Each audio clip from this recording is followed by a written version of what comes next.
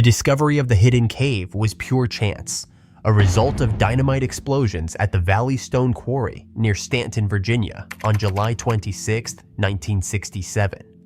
To the workers, it was like stumbling into another world, a dark, gaping hole in the earth that seemed to beckon with mystery. For 3 days, no one dared to enter, the cave sitting untouched, waiting. On the evening of July 29th, 4 quarry workers, Charles Va, John Miller, Johnny Breer, and David Price, decided to take the plunge. They weren't cavers, just curious men armed with flashlights and a rope, eager for an adventure to break the monotony of their daily grind. As they stepped into the cave, the air felt thick and still, but not unbearable. The walls were jagged and rough, still bearing the marks of the blast that had revealed the entrance. With each step deeper into the darkness, the outside world seemed to fade away. Their voices, once loud and full of laughter, grew quieter, almost hushed, as the cave's eerie atmosphere wrapped around them. 70 feet into the cave, the atmosphere shifted. The air grew heavy and still, wrapping around them like a damp, suffocating blanket. The passage narrowed, the ceiling dropping lower, the walls closing in. Every step felt like a struggle, as if the cave itself was resisting their progress. Then it hit, the first wave of nausea. It crept up on them, a sickening feeling that twisted their stomachs and sent a chill through the group. David was the first to stop, leaning against the wall to steady himself. It wasn't just tiredness or fear. It was something deeper, a primal warning their bodies were screaming at them. But they were too caught up in the moment to listen. As they pushed forward, their movement slowed. Johnny felt it next, his head spinning, his vision blurring. He reached out to steady himself, his hand brushing against the cold, damp rock. The air had a faint metallic taste like blood or rust, subtle but impossible to ignore. It was a warning, but one they didn't know how to interpret. Charles, leading the group, paused to look ahead. The passage was tight, the walls almost touching. His breathing was shallow, his legs unsteady, but he brushed it off as nerves. "We're fine," he muttered, more to himself than the others, but the cave wasn't fine. Something was wrong, and the deeper they went, the more dangerous it became. The realization hit them like a punch to the chest. It wasn't just the tight space or the exertion. It was the air. Their breaths came fast and shallow, not from climbing, but from the lack of oxygen. Panic surged through the group as they turned to retreat, their flashlight beams bouncing wildly off the cave walls. Johnny and David moved quickly, their instincts screaming at them to get out. Behind them, Charles and John weren't so lucky. Charles stumbled first, his legs giving out as he tried to brace himself against the wall. His flashlight clattered to the ground, its beam flickering before going dark.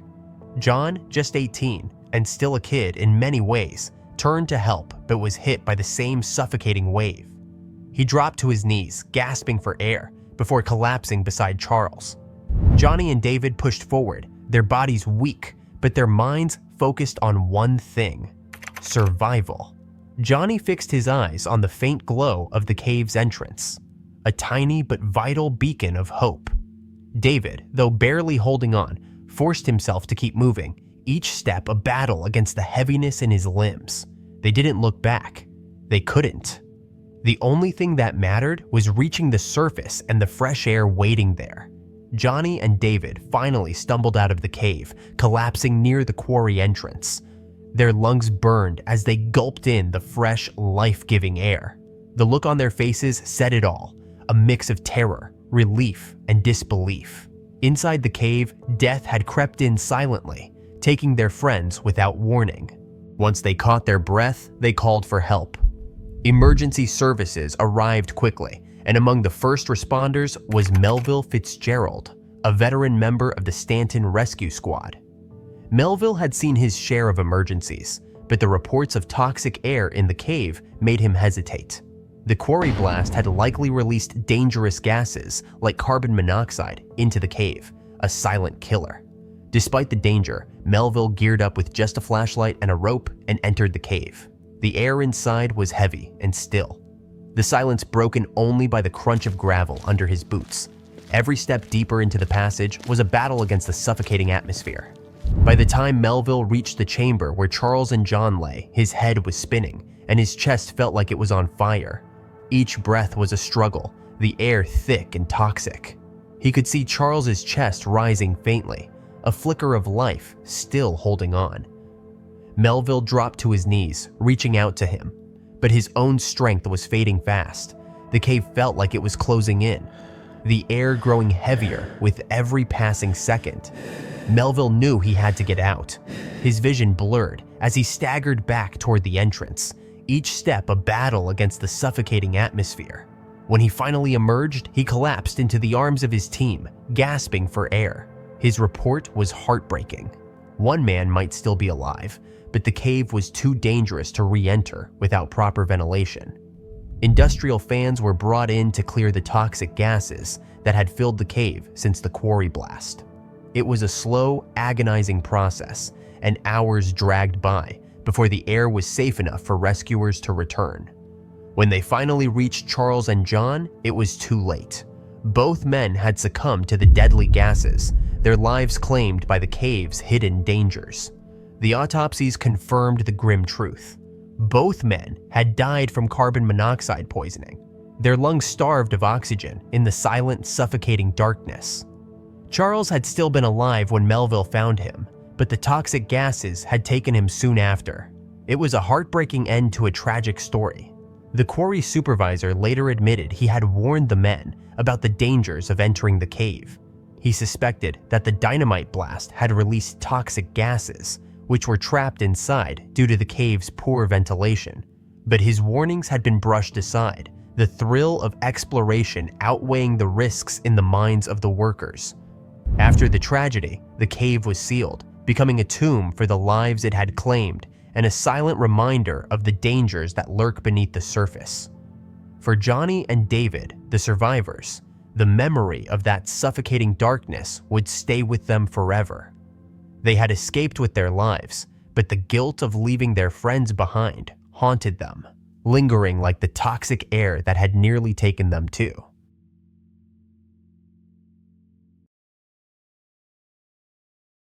The group had grown up hearing tales of the Grim Reaper Cave, a place whispered about in hushed tones, its name alone enough to send shivers down your spine.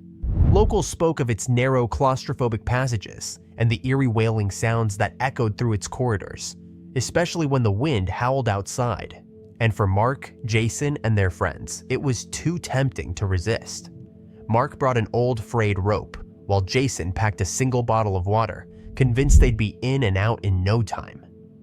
They wore worn-out jeans, thin jackets, and sneakers, hardly the right attire for the cave's harsh, unforgiving environment. As they crawled deeper into the cave, the reality of their situation began to sink in. The tunnels were tighter than they'd imagined, the walls closing in around them. The passage was so narrow they had to crawl on their hands and knees, each turn tighter and more suffocating than the last. Despite the obvious danger, Mark pushed forward, his determination outweighing his caution. He was convinced he could squeeze through without a problem, ignoring the way the walls seemed to close in around him. His confidence blinded him to the trap that lay ahead. About 30 minutes in, disaster struck. Mark, who was leading the group, slipped and got wedged between two jagged rocks. The sharp edges dug into his sides, pinning him so tightly he couldn't move. But it wasn't just Mark who was trapped. Jason, right behind him, was completely blocked, his arm pinned beneath Mark's body.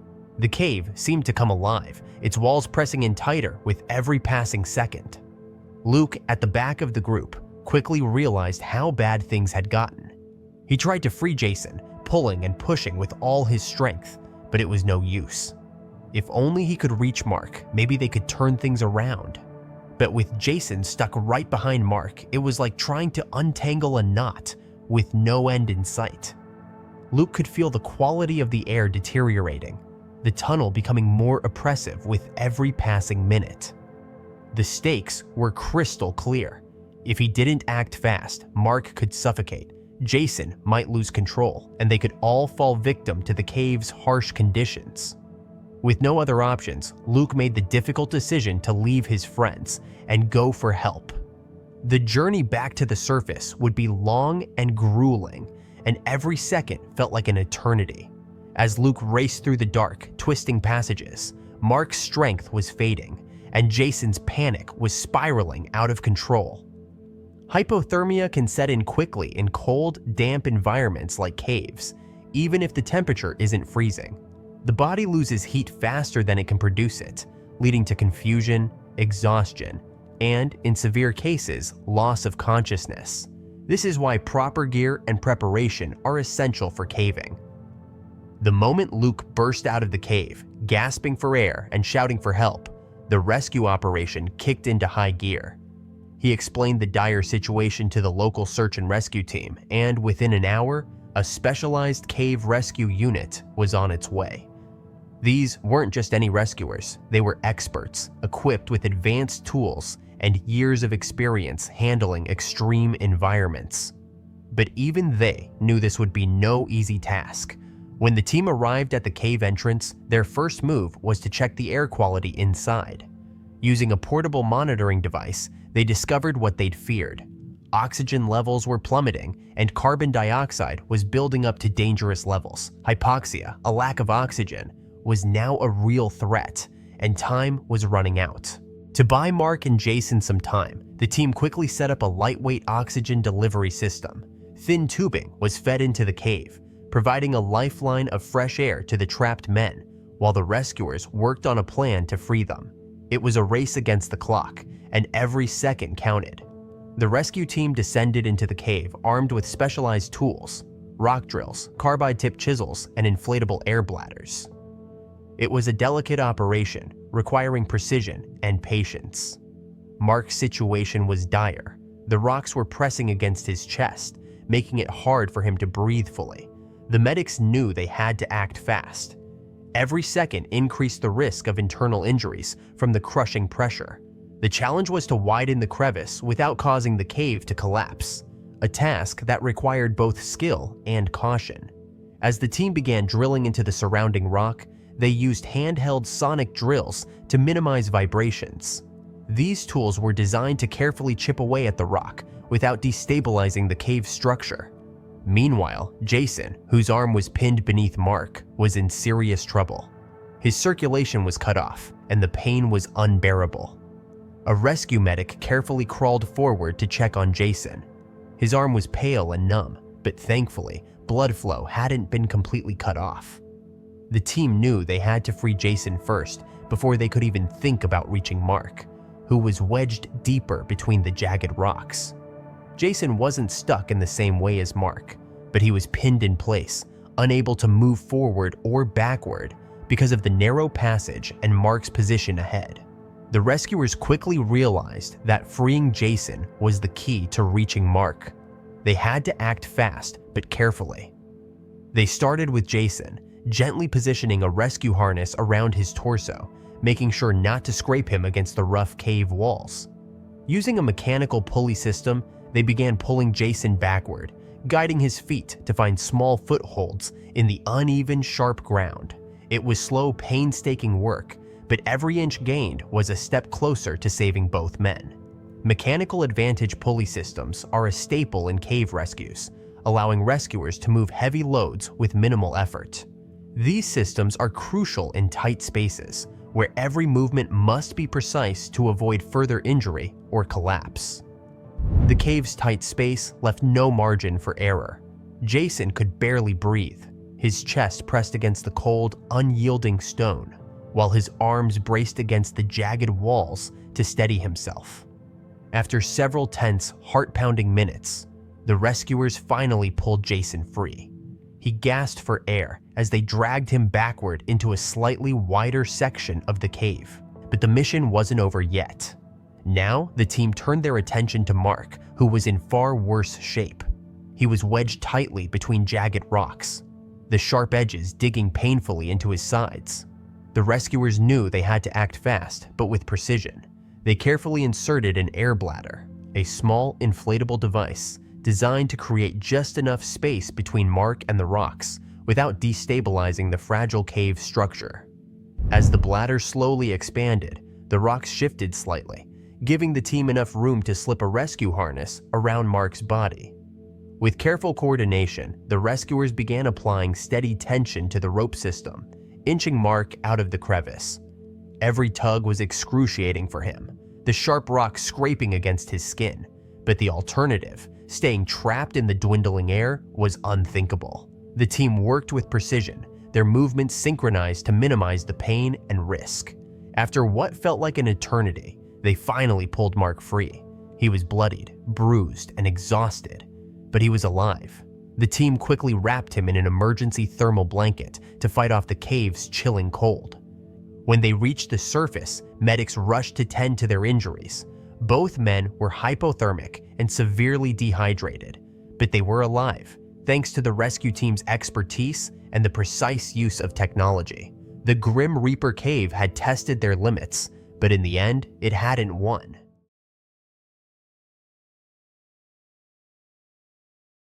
Thomas Edward Benning was a man who lived for adventure. On a quiet April day in 1995, he decided to explore Black Cave in Arizona. He'd been there a few times before and felt confident navigating its winding, hidden passages. This time, though, he went alone. No helmet, just an electric miner's lamp and his trusty sense of direction. It wasn't the safest plan, but Thomas had done it before. The cave felt familiar as he stepped inside, the first room wide and open.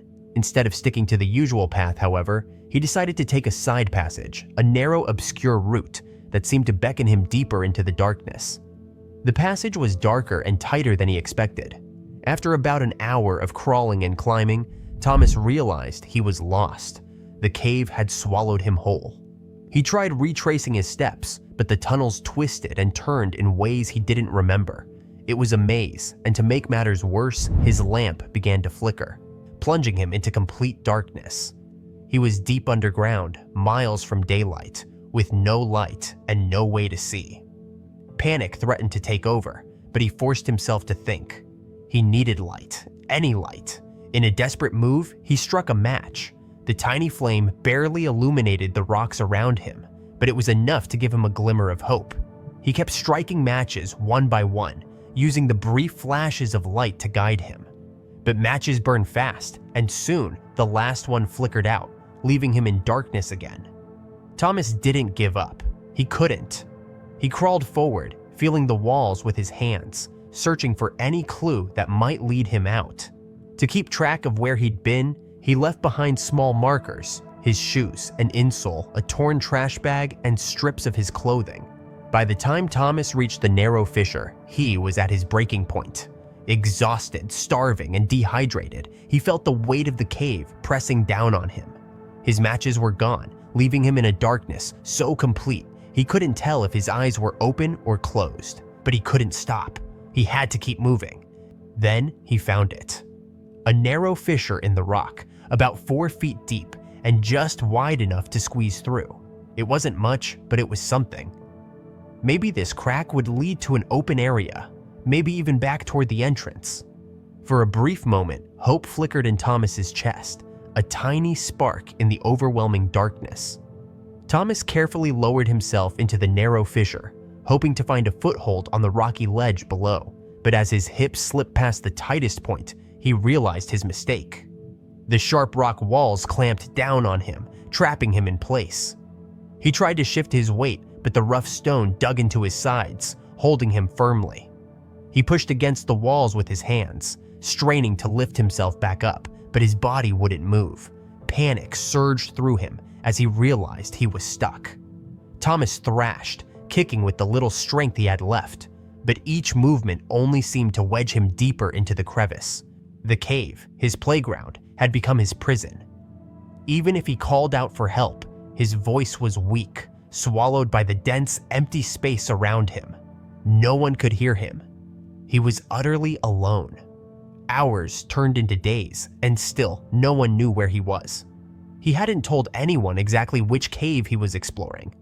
When he didn't come home, his wife grew worried and called the police.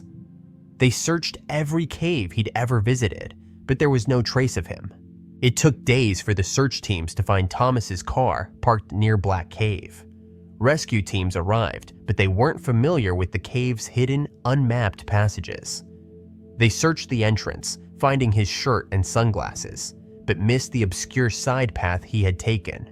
The teams combed through every mapped section of the cave, but there was no sign of Thomas. Meanwhile, deep in the cave's silent depths, Thomas's breathing grew shallow and uneven. His mind drifted, caught between reality and the fog of exhaustion. Days turned into weeks, and eventually the search was called off. Thomas was declared missing, his fate unknown. His wife refused to give up, making countless pleas to the authorities, posting flyers and calling anyone who might have information. But the cave kept its secrets, and Thomas remained lost, leaving Thomas's wife with nothing but memories and unanswered questions. She wondered if she'd ever know what truly happened to him in the dark depths of the cave.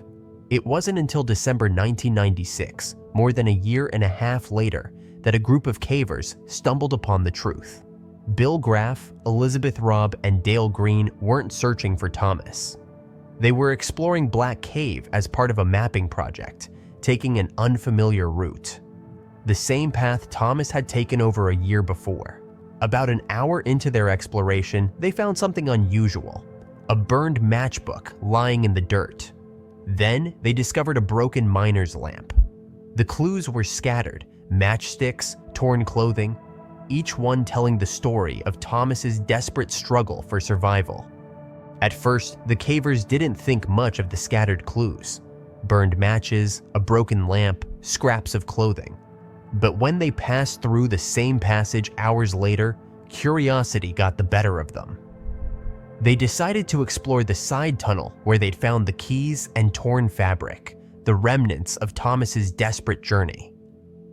As they crawled through, Elizabeth Robb noticed a shoe, then a sock. A little further, they spotted what looked like a bundle of fur on the cave floor. But as Robb got closer, her heart sank. It wasn't fur. When the group realized what they were looking at, they froze. It was a horrific sight, one they hadn't expected. They had found Thomas Edward Benning. His body had been in the cave for over a year, a silent witness to the dangers of exploration. Caves can preserve organic material for years due to their cool, stable environments. This is why explorers sometimes find remains or artifacts that have been hidden for decades, offering a glimpse into the past. The cavers had heard about Thomas's disappearance months earlier, but they never imagined they'd be the ones to find him. The man who had vanished into the cave, the one rescuers had searched for in vain, was now lying before them. As they looked closer, they noticed deep scratches in the rock, marks left by Thomas's desperate struggle against the cave's unyielding grip. It was a haunting reminder of his final moments. Before leaving, they placed reflective markers to guide others back to the body and immediately reported their discovery to the sheriff. Days later, a recovery operation began. Experienced cavers were called in to navigate the tight, treacherous spaces. After several grueling trips into the cave, they finally managed to recover Thomas's body. Thomas's wallet, still tucked in his pocket, confirmed his identity. He had been lost for nearly 20 months, trapped in the very cave he had explored so many times before. If only the searchers had known the cave's secrets. If only they had called in cavers familiar with its hidden passages. Maybe Thomas could have been found alive. But Black Cave had kept him hidden, deep in its dark, silent embrace, until it was too late. His story was a tragic reminder of the risks that come with exploration and the importance of preparation and knowledge.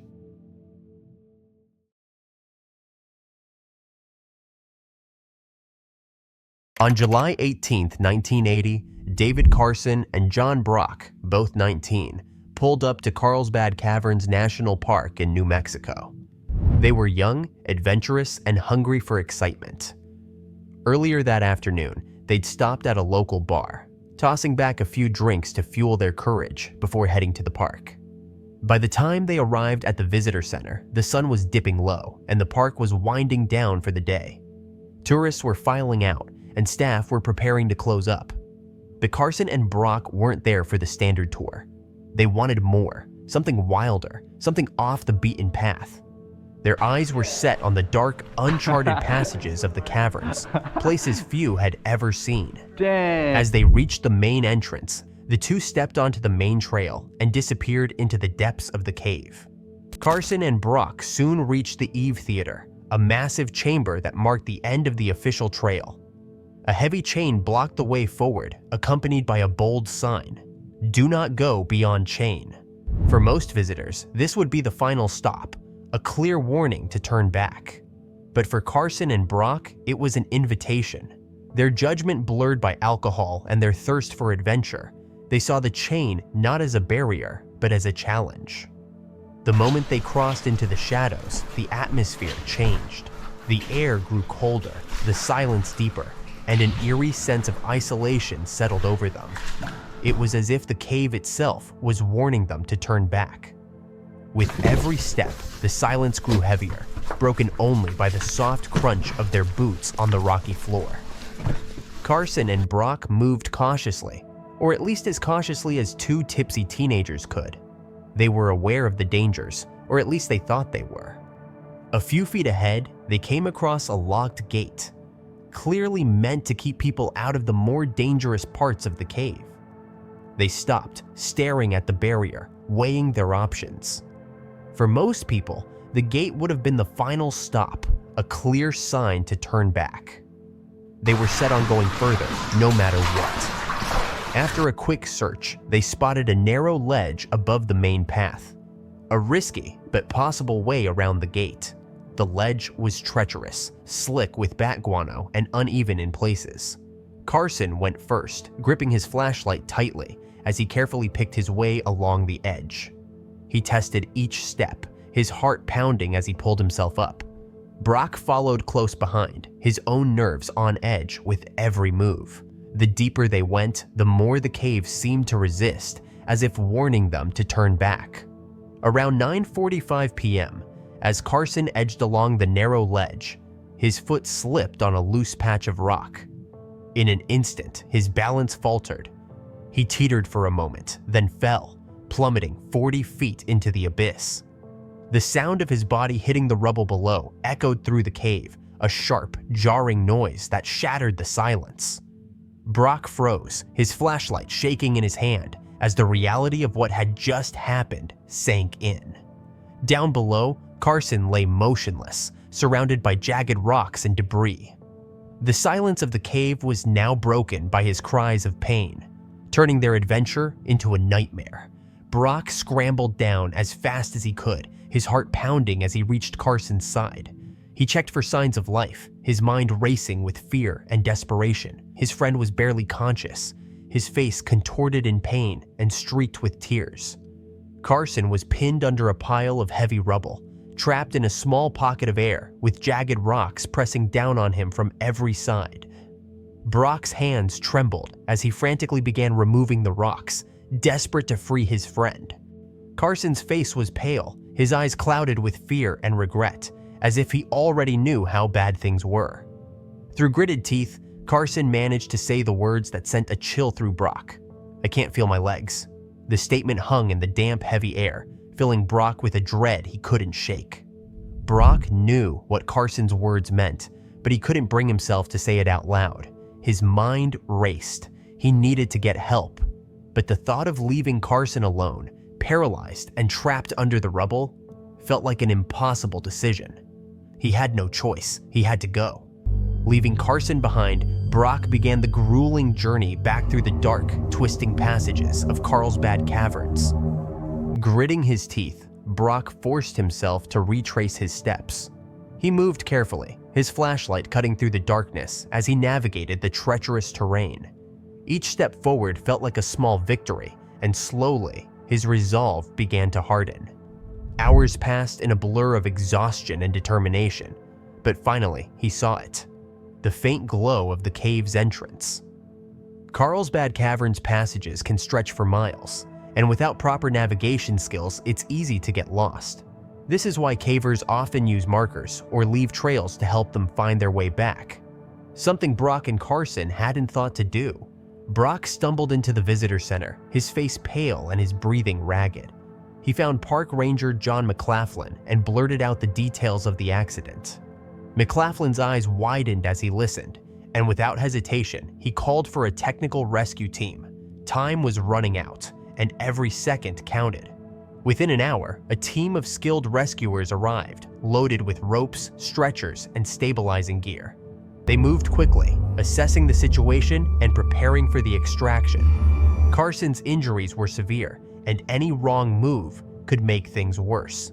The first priority was stabilizing him. They carefully strapped him onto a backboard, securing his spine to prevent further damage. It was a delicate process, every movement calculated to keep him as safe as possible. The rescue operation was slow and methodical, each step taken with extreme care to minimize pain and risk. The team began the long, grueling ascent back through the narrow, twisting passages of the cave. The path was steep, uneven, and littered with sharp turns and slippery surfaces, making it a nightmare to navigate with a stretcher. The rescuers moved with precision, their voices low and steady as they coordinated each step of the treacherous climb. Hours dragged by as they inched their way through the cave's narrow, twisting passages, every movement calculated to keep Carson stable. Finally, as the first light of dawn painted the desert sky, the team emerged from the cave entrance, their faces etched with exhaustion, but relief shining in their eyes. Carson was out, and he was alive. He was rushed to Guadalupe Medical Center, where doctors delivered the grim news. Carson had suffered a severe spinal injury, leaving him permanently paralyzed from the waist down. The diagnosis was a heavy blow, not just for Carson and his family, but for the entire park and caving community. It was a stark reminder of the dangers that lurk in the shadows of adventure.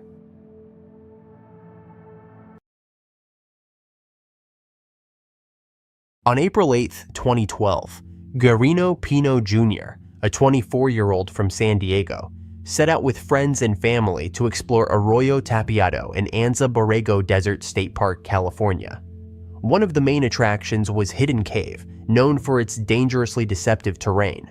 Pino, full of confidence and a bit of impulsiveness, decided to explore the cave casually dressed and barefoot. While the rest of the group hung back at the campsite, he ventured into the cave without any gear. No flashlight, no water, no phone. He climbed through the rugged, uneven terrain, relying on nothing but his own sense of adventure. When he emerged from the upper entrance of the cave, he spotted his friends below and called out, asking for his shoes and inviting them to join him. The group agreed, but warned it would take time to climb the steep incline to reach him. Impatient, Pino decided to keep exploring the cave system on his own. He called back to his friends, saying he'd just be goofing around until they caught up. With that, he disappeared into the upper entrance, his excitement drowning out any sense of caution.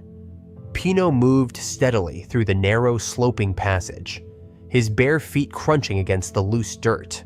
He braced himself against the walls to keep his balance, leaving a faint trail behind him. But the cave's deceptive nature soon revealed itself.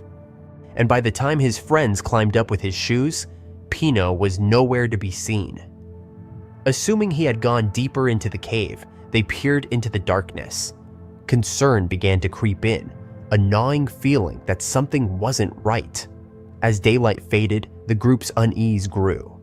They tried to stay optimistic, holding on to the hope that Pino would reappear, safe and sound.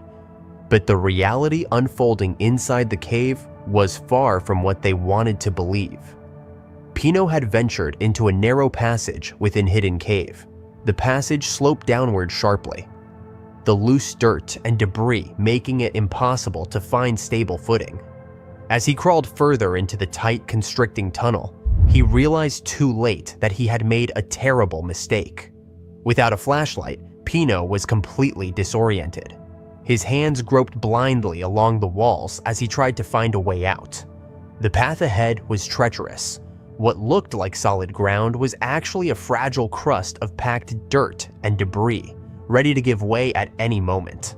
At one point, in a desperate attempt to find another exit, Pino tried to crawl through a vertical crack. The passage was suffocatingly tight, barely wide enough for his shoulders. Halfway through the crack, disaster struck. The ground beneath him collapsed, sending him plummeting 30 feet into a vertical shaft. The fall ended with a jolting pain that shot through his limbs, leaving him stunned and injured. By the time Pino regained his senses, he realized he couldn't move. The situation had gone from bad to worse, horribly worse. He wasn't just lost, dehydrated, and severely injured. He was now completely stuck. The impact of the fall had wedged his body into the crack, his torso buried up to his chest in loose dirt. He was trapped, unable to move, ensnared in a relentless nightmare. Alone, in excruciating pain, with no hope of rescue, he was surrounded by absolute darkness. Above ground, as the sun dipped below the horizon, Pino's friends and family retraced the paths they thought he might have taken, shouting his name into the vast silence of the desert. Hidden Cave, like many in the area, was a maze of tight passages and false leads, making the search nearly impossible. Hidden Cave's complex network of tunnels and chambers can be disorienting even for experienced cavers.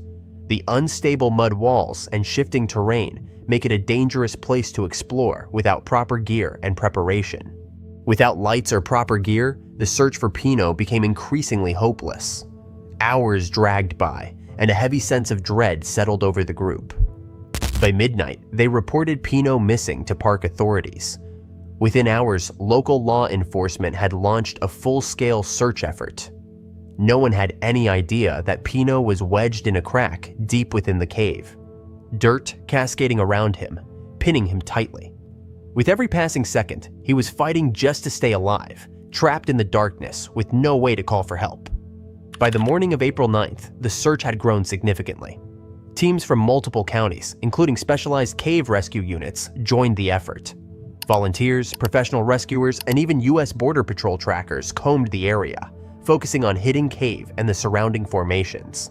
Pino's family watched anxiously as search teams entered cave after cave, only to emerge hours later with no news. The rescuers faced countless obstacles: unstable entrances, dangerous pits, and a lack of detailed maps for the area's complex cave systems. Each empty-handed return deepened the sense of dread. As hours turned into days, the mood among the searchers grew increasingly grim. Meanwhile, deep inside the fissure, Pino's condition was worsening. The constant pressure on his chest made it harder and harder to breathe. His head pounded from dehydration, and his lips were cracked and dry. The cave, with its relentless grip, was testing his will to survive. Pino held on to hope, believing his friends would find him and that this nightmare would fade into a distant, bad memory. But he didn't realize how far out of reach he truly was. The search efforts were hitting one obstacle after another, each more daunting than the last. Every night, the search was called off because navigating the caves in complete darkness was too risky. By April 16th, 8 days after Pino's disappearance, the San Diego Sheriff's Department officially ended the search. Resources were stretched thin, and the chances of finding Pino alive had all but vanished. Pino's family was heartbroken, teetering on the edge of despair. Everyone told them it was impossible for him to still be alive after so long, but they refused to give up. They continued searching the area on their own, recruiting volunteers, and even hiring a private investigator to help. Pino's mother later said, "We couldn't just stop. We knew he was out there somewhere." Their determination never wavered, even as the days turned into weeks. Then, 27 days after Pino's disappearance, the breakthrough finally came. Armed with specialized equipment, including a remote camera, the investigator focused on Hidden Cave. They carefully lowered the camera into a narrow fissure, maneuvering it slowly to peer into spaces that had been impossible to reach before. As the camera's light pierced the darkness of the cramped vertical passage, the image that appeared on the screen sent a wave of anguish through everyone present. Pino was there, wedged tightly in the crack, his torso partially buried in loose dirt and debris. The scene was haunting, a stark reminder of the cave's unforgiving nature. There were no signs of life, only the stillness of someone who had succumbed to the harsh conditions long ago. The discovery was devastating, but it provided the family with the closure they had been desperately seeking. The next challenge was retrieving Pino's body from the precarious location. The process began immediately and would take 3 grueling days. A specialized mine rescue team from Los Angeles joined local cavers to tackle the dangerous and emotionally taxing task. One team worked from above, carefully digging through the loose dirt to avoid causing further collapses. Below, 2 other teams worked to create enough space to free Pino's body. It was a delicate and dangerous operation, requiring precision and patience. When Pino's body was finally recovered, an autopsy revealed the cause of death: asphyxiation due to the compression of his chest. The exact time of his death couldn't be determined, but experts believed he had likely succumbed within hours of becoming trapped.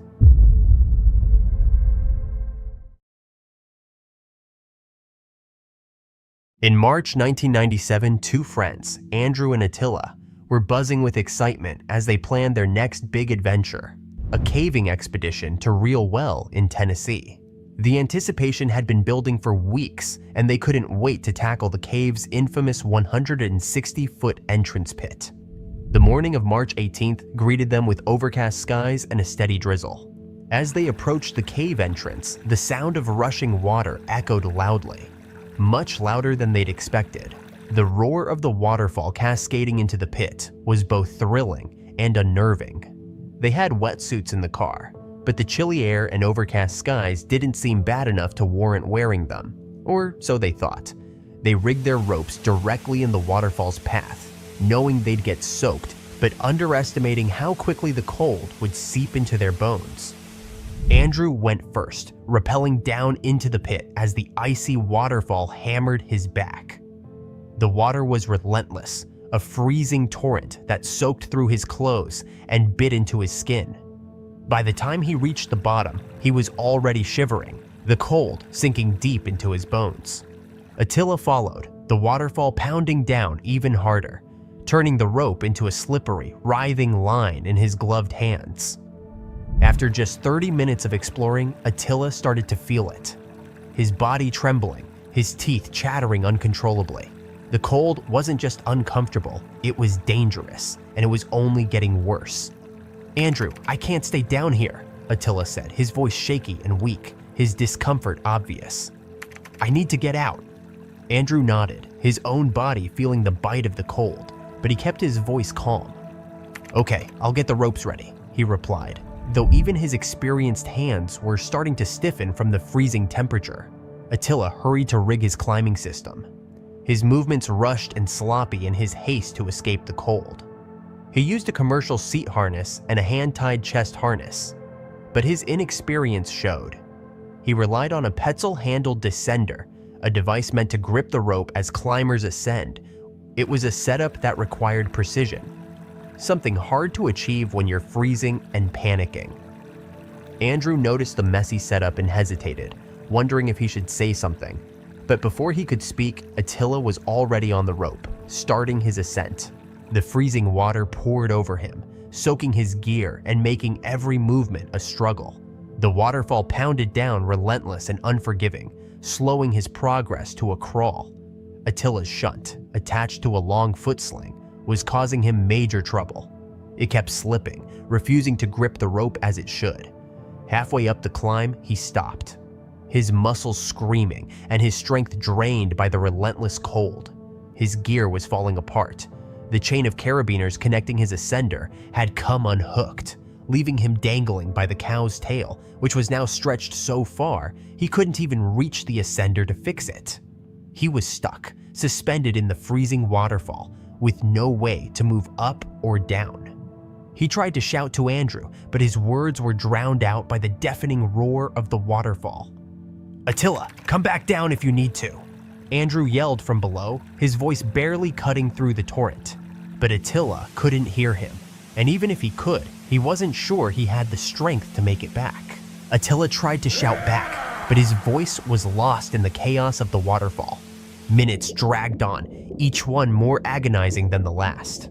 The freezing water pounded down on him, and the cold tightened its grip, making it harder to think, harder to move. Andrew's heart sank.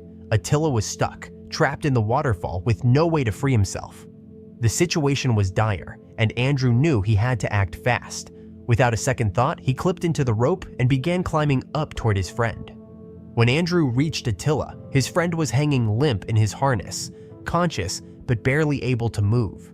The cold had nearly paralyzed him, and hypothermia was setting in fast. Attila's body trembled uncontrollably, his skin pale and his movements sluggish. The signs were clear. They were running out of time. Andrew knew what he had to do, a pick-off maneuver. It's a technical rescue technique where the rescuer attaches the stranded climber to their own harness and descends with them to safety. It's a risky move, even in the best conditions, but here, with the waterfall pounding down and both of them freezing, it was 1,000 times harder. Andrew fumbled with his gear, his fingers numb and clumsy from the cold. Every second felt like an eternity as he tried to secure Attila to his harness, the icy water making every movement a struggle. He knew the pick-off maneuver in theory. He'd practiced it a few times, but never in conditions like this.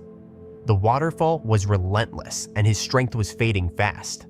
Desperate, he switched tactics. He decided to climb out while tethered to Attila. If he could pull his friend up, maybe they could reach safety together, but the added weight was too much. After climbing just 15 feet, Andrew's strength gave out. His body shook violently from exhaustion and the biting cold. The cave, with its icy waterfall and slippery ropes, was pushing them both to their limits. Andrew couldn't go any further. Both he and Attila were now stuck, hanging in the freezing waterfall, their strength nearly gone. Time was slipping away, and Andrew knew it. Attila was fading fast, his consciousness slipping, and Andrew's own body was on the brink of collapse. In one last, desperate effort, Andrew swung himself toward a nearby ledge. Every movement was a battle against the cold and the exhaustion that threatened to overwhelm him. Somehow, he managed to pull himself onto the ledge and unclip from the rope, collapsing into a trembling, shivering heap. His body convulsed from the cold, his soaked clothes offering no warmth or protection.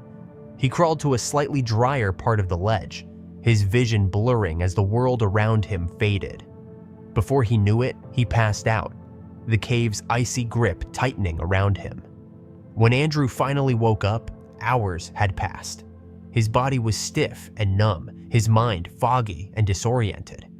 But the grim reality hit him the moment he saw Attila. His friend was still hanging in the waterfall, motionless and lifeless. With a heavy heart, Andrew cut the tether that connected him to Attila. It was clear his friend was gone. The climb out of the cave was agonizing, every step filled with the unbearable weight of what had happened. The cave, once a place of adventure, had become a place of tragedy. When Andrew finally stumbled out of the cave, he collapsed and called for help. Rescue teams arrived hours later, but it was too late. They found Attila's body still suspended in the waterfall, a grim reminder of the cave's unforgiving nature. A doctor on the scene confirmed what Andrew already knew. Attila had succumbed to hypothermia hours earlier.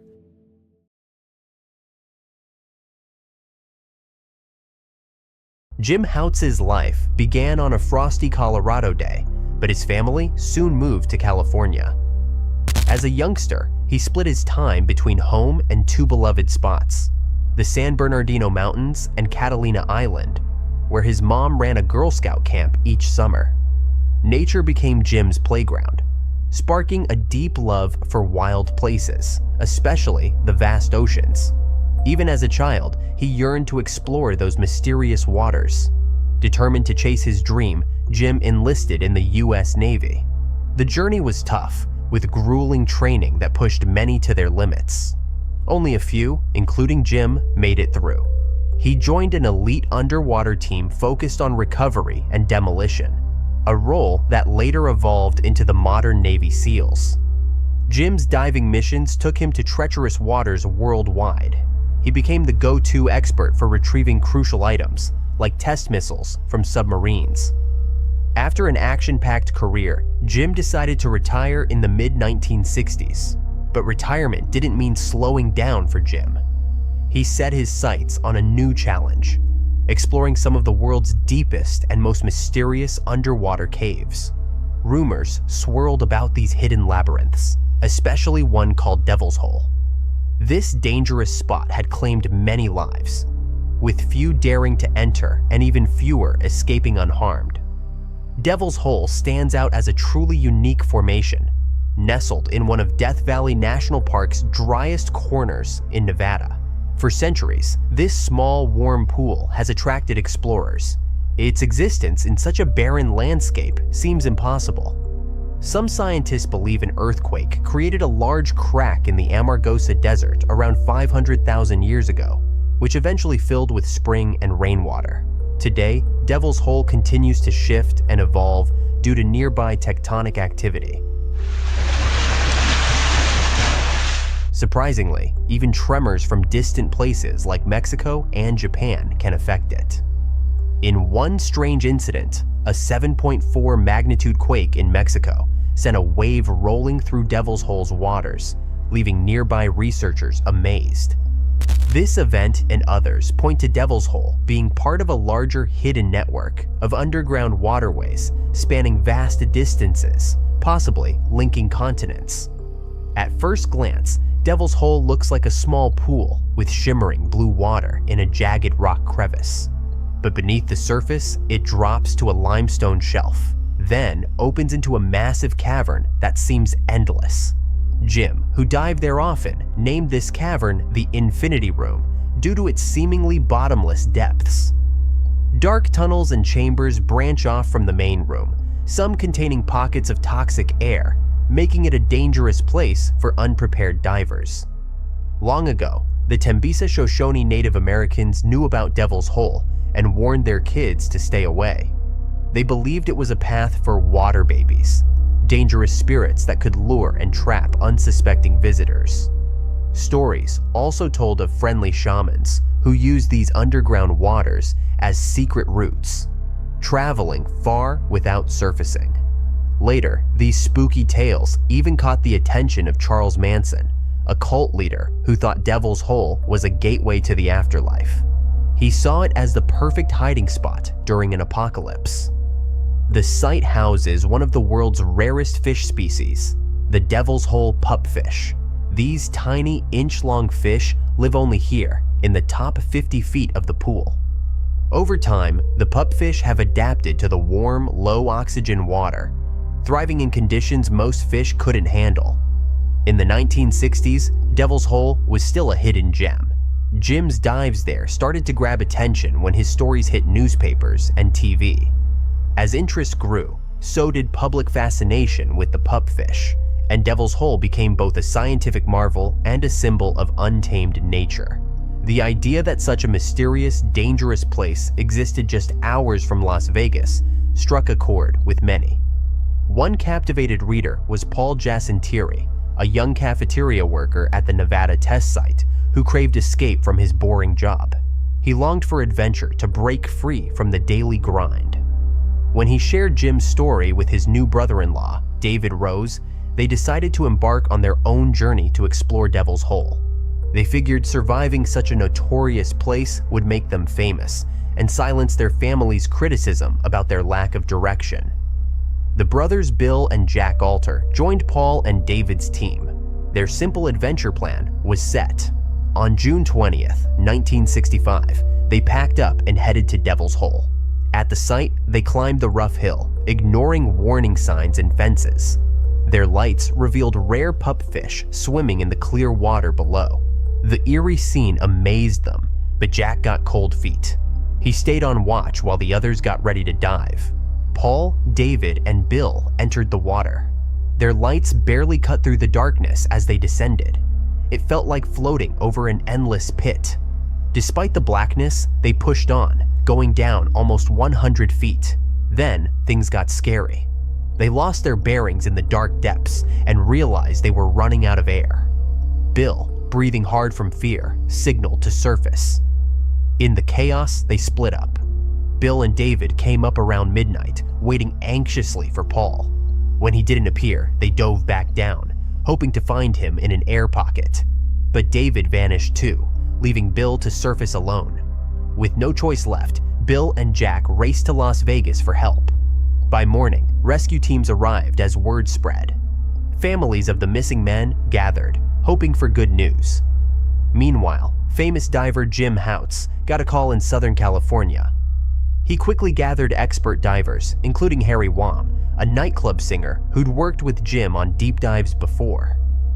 At Devil's Hole, Jim found a tense crowd. News crews, police, and families waited for updates. After a few dives, Jim found a mask, snorkel, and flashlight on a ledge, giving hope. But more dives failed to find the men, and eventually the rescue stopped. The fate of Paul and David in Devil's Hole's dark depths remains unknown. The Infinity Room keeps its secrets, and even Jim couldn't find out how deep it really goes. Now, security at Devil's Hole is stricter. The memory of those who vanished serves as a grim reminder of the cave's unforgiving nature. This tragic event highlights the dangers lurking in Devil's Hole. Its mysterious depths continue to fascinate and terrify people. The disappearance of Paul and David added to the site's dark legend, making it even more intriguing to thrill seekers and scientists alike. The incident also sparked debates about safety measures and access to natural wonders. It raised questions about the balance between exploration and preservation. Devil's Hole became a symbol of nature's power and the risks of underestimating it.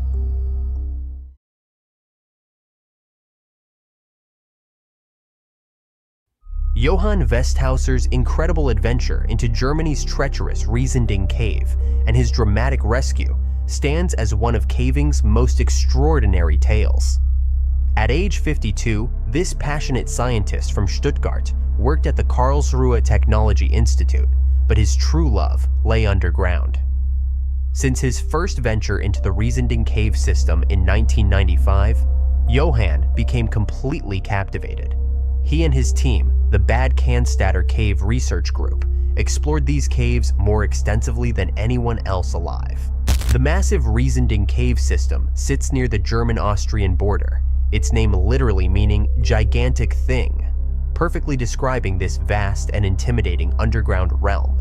The cave plunges almost 12,000 feet deep and winds through more than 12 miles of passages, with countless areas still waiting to be discovered.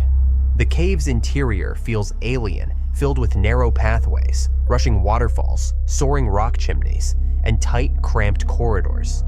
Slippery rocks coat most passages, creating constant danger and uncertainty. Yet Johann pushed forward, driven by the thrill of finding unexplored territories and potentially linking this cave to a massive super cave system. In early June 2014, Johann and two fellow adventurers embarked on their most ambitious expedition yet, aiming to probe even deeper into Riesending's depths. They dreamed big, hoping to discover a connection between Riesending and Austria's legendary network of roughly 4,000 caves. Such a discovery would make caving history, and Johann burned with determination to achieve it. The team packed hundreds of pounds of essential gear: ropes, harnesses, lights, food, water, and medical supplies, preparing themselves for what would become one of their most perilous journeys ever. On June 7th, 2014, as noon approached, Johann's team entered Riesending's mouth. Their journey began with an intense rope descent, carefully lowering themselves into the cave's dark, wet depths. The initial descent pushed their bodies to the limit. Their muscles screamed as they maneuvered through tight passages, gripping moisture-slicked rocks, with visibility limited to mere feet ahead. Johann's pulse pounded as he concentrated on each crucial move, knowing that one wrong step could spell disaster. The team pushed deeper into Riesending's belly, reaching Base Station 1. Their muscles burned as they paused to gulp down air before continuing their descent. Each station offered brief shelter from the endless darkness, but the cave grew more menacing with every foot they dropped. The second stretch hit them harder. Sharp rocks tore at their ropes while narrow tunnels squeezed in around them. Johann's fierce drive kept him moving forward. Even as he noticed fear creeping into one teammate's eyes, he rallied his friend's spirits, reminding him of their mission, to be the first to unlock Riesending's secrets. The third descent threw even bigger challenges at them. This section twisted through an unpredictable maze of loose rocks and tight passages.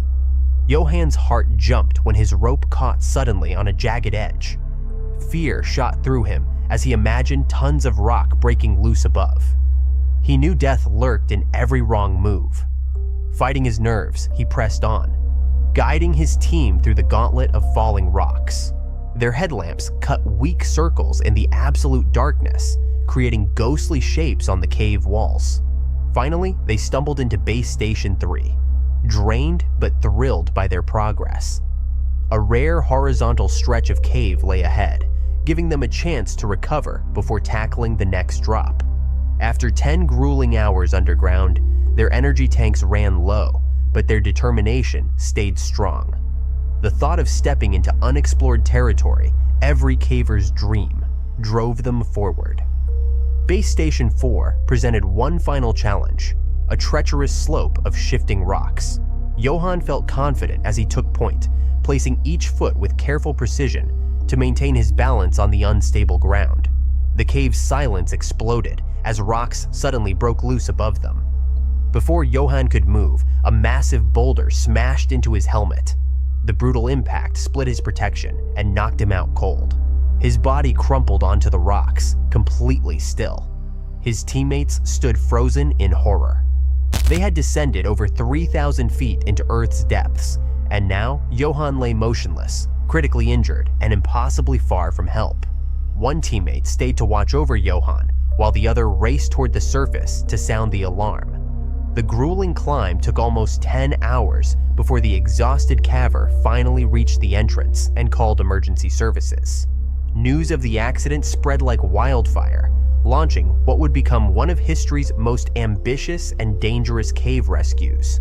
Getting Johann out would demand days of effort and help from an international team of rescuers. Rescue teams rushed in from all corners of Europe. Over 700 brave souls joined forces in this massive operation. Setting up this rescue mission felt like organizing a war campaign. The team knew getting Johann out would match the challenge of saving someone from Everest's peak. They quickly built a vital communication chain stretching from the cave's mouth down to Johann's location, making sure supplies and critical messages could flow smoothly. On June 11th, 4 days into Johann's nightmare, the first doctor finally reached him deep underground. Johann was alive, but badly hurt with a serious head injury. His life hung by a thread, but the doctor worked fast to get him stable enough to move. In the days that followed, rescuers pushed their bodies to the limit, fighting through tight spaces, slick rocks, and deadly drops to bring Johann the supplies keeping him alive. The rescuers turned the cave into their temporary home, working in shifts to carry Johann toward daylight. Without any machines to help, they relied on ropes, pulleys, and pure muscle power to move him through each section. The journey tested every ounce of their strength and skill. They wrapped Johann in a special shock-absorbing stretcher, knowing the slightest bump could spell disaster. Sometimes, rescuers had to dangle as human counterweights, slowly climbing vertical walls where one wrong move meant death. After 12 long days underground, on June 19th, Johann finally saw sunlight again. Victory filled the air as a helicopter lifted him away to a Bavarian hospital. He spent weeks in trauma care, with many more months of healing ahead. This intense rescue changed everyone involved, from Johann's caving partners to the hundreds of heroes who risked everything to save his life. After this close call, officials locked down Riesending's entrance. Now, only expert cavers with proper permits and good reasons can explore its depths. The cave had shown once again why locals called it the gigantic thing, a place where wonder and danger danced together in the darkness, guarding its mysteries for another day.